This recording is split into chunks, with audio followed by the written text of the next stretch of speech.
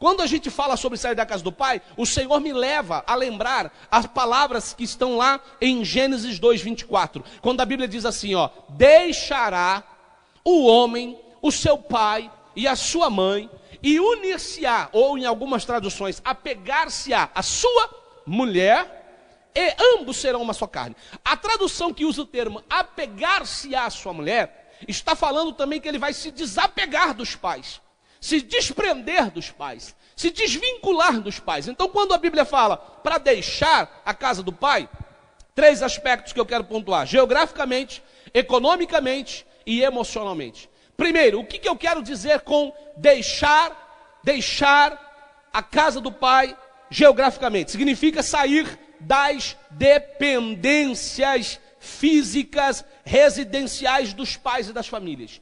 Muitas pessoas, elas não vivenciam a promessa de Deus de fato para o lar, para o casamento, para a família, porque elas não conseguem se desprender geograficamente. Elas não conseguem construir o seu próprio espaço.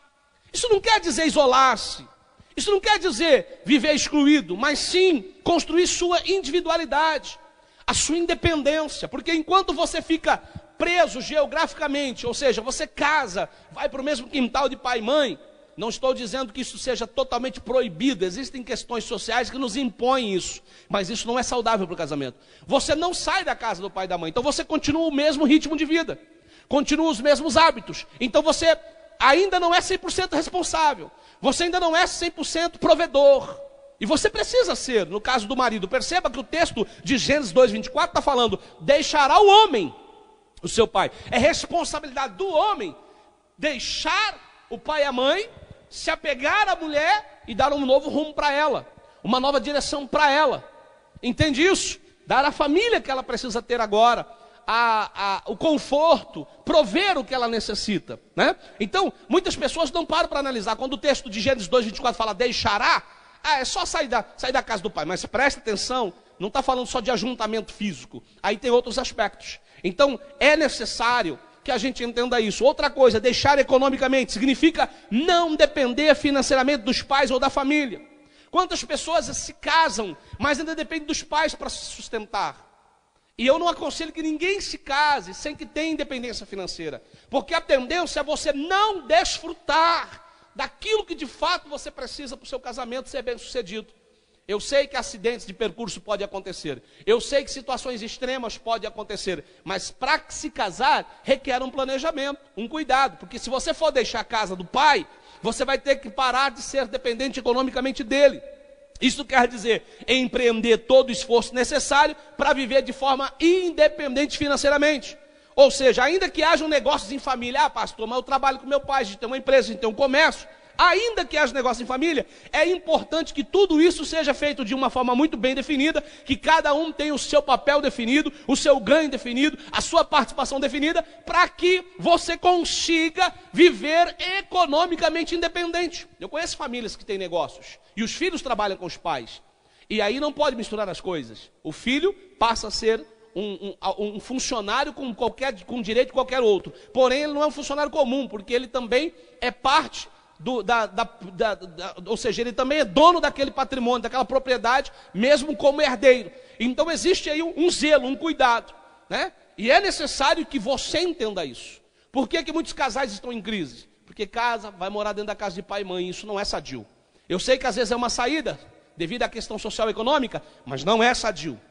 Não faz bem para o casamento. O casal não tem sua privacidade, não tem sua legitimidade e intimidade preservada, não tem suas decisões tomadas por si mesmo, porque não são eles a autoridade daquela casa, alguém manda ali ainda, então eles ainda estão sob total dependência dos pais, e aí eles estão geograficamente dependentes, ficam economicamente presos, por mais que eles tenham ainda sua própria renda, mas às vezes têm que arcar com alguma participação daquela casa, e aí, apesar deles estarem arcando e participando, eles não têm independência em suas decisões, então não são independentes, e a saúde do lar, do casamento, do casal, passa por essa independência. E por fim, depois do casal, o homem e a mulher ter deixado geograficamente, economicamente, é importante deixar emocionalmente. Eu já pontuei bastante isso aqui nas 2 ministrações anteriores. O que é isso? É enfrentar seus próprios problemas. se permitir amadurecer e não correr sempre para a casa do papai, para a casa da mamãe, quando tiver aí o menor sinal de problema. Ou seja, os pais, a família, devem ser os principais conselheiros em caso de necessidade, mas é importante que o casal tenha a sua independência emocional também. Que não fique aquela coisa de todo problema os pais participarem diretamente. Eu não vou me delongar aqui, porque nas outras ministrações eu pontuei bastante isso. Mas às vezes isso acontece. Quando você está no mesmo território geográfico, ou seja, nas mesmas dependências físicas, mesmo quintal ou mesma casa, dificilmente você vai se desvencilhar emocionalmente. Porque qualquer discussão do casal, qualquer dificuldade, qualquer atrito, haverá interferência. Entende isso? Quando você está ligado economicamente, você muitas vezes fica emocionalmente refém. Porque tem pessoas que não sabem lidar com isso. O fato de depender um pouco dela, ela se faz senhor da tua vida. E às vezes os pais, mesmo com boa intenção, cometem esse erro e pecam. E às vezes os filhos, ao se casarem, e vai para a casa da sogra, vai para a casa do sogro, vai morar com pai e mãe, cometem esse erro. E começa o casamento já errado. Aquele tempo de descobrimento, aquele tempo de aproximação, de intimidade do casal, acaba. Então, Deus estava falando para Abraão, sai da tua terra, sai da casa do teu pai. Para quê? Para quê? O que eu tenho para fazer na tua casa, na tua família, aquilo que você busca e espera de casamento, de família, não vai ser aí que você vai alcançar. Não vai ser desse jeito que você vai ter. Você, para conseguir desfrutar, vai ter que ir para a terra que eu vou te mostrar. Olha que interessante. O que Deus estava falando para Abraão aqui? Vai para a terra que eu vou te mostrar. Deus está falando, você vai ter que ter disposição para viver o real propósito que eu tenho para a tua vida. Você vai ter que ter disposição para cumprir o propósito que eu tenho a respeito de família, de casamento. Você vai ter que ter disposição para se lançar e confiar, para correr riscos.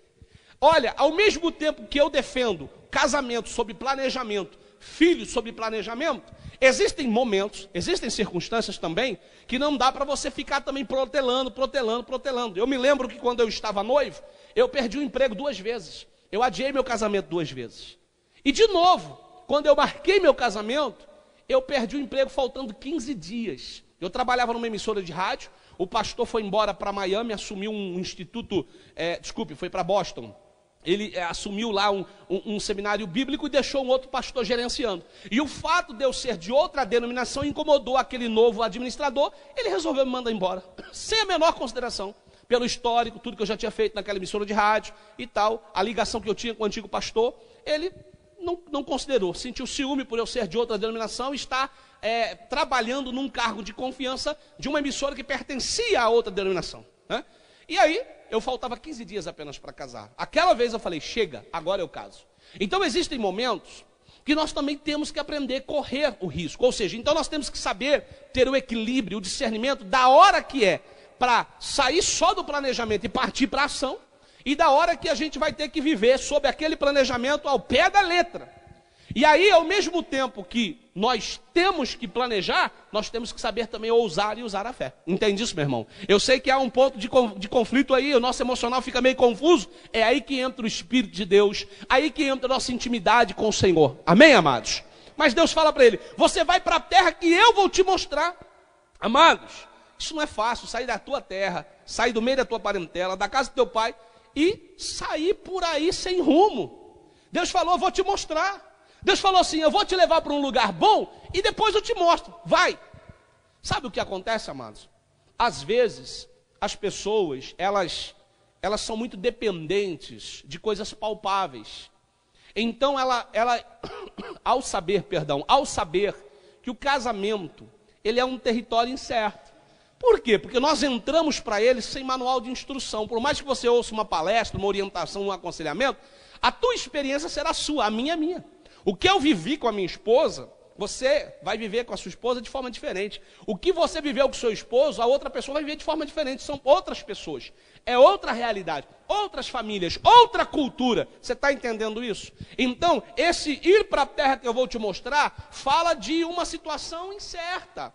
Uma situação que nós desconhecemos. Fala de um momento que nós estamos sem o total controle da situação. Por quê? Porque você vai entrar para um relacionamento, você vai passar a viver uma experiência totalmente nova na sua vida.